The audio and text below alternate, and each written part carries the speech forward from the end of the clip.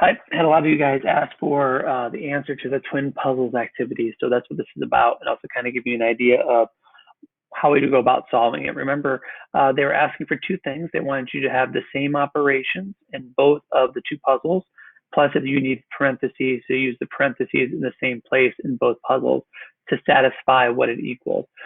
This was a challenging activity. Everybody got full credit as long as they attempted it. So let's go over how we would solve some of these answers.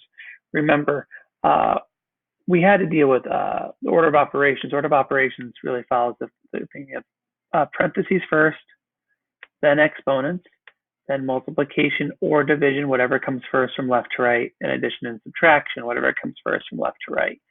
So when we're working, we're going in this direction.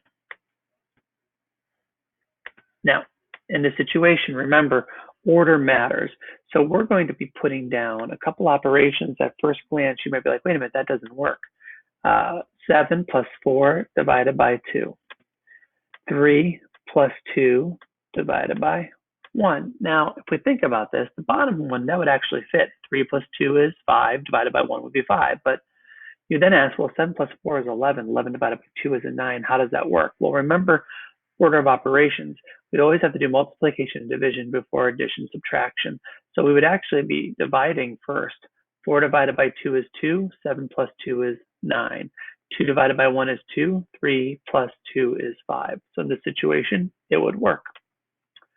On the next slide, same idea, but we got to figure out where we would put parentheses to make this work. We're going to show that this is a subtraction sign and this is going to be a division sign. And again, at first glance, that wouldn't make sense because 3 divided by 2 is 1.5, and if that's the situation, 7 minus 1.5 isn't 2.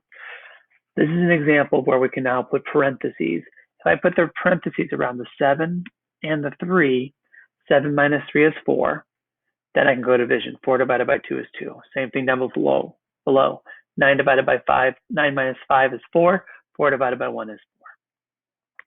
Let's look at the next slide. Same idea. We've got to figure out what do we do first. So I'm going to tell you that the operations are going to be addition and multiplication. Remember what order of operations means. I have to do all my multiplying before I can do any adding. Okay, so in this situation, 2 times 2 is 4. 2 plus 4 is 6.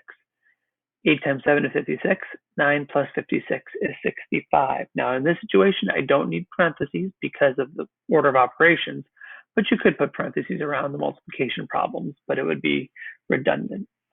Last one, we are in the last slide.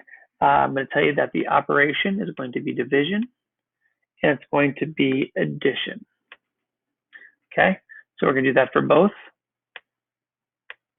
Remember, division always comes before addition, so let's see if that works. 18 divided by 3 is 6.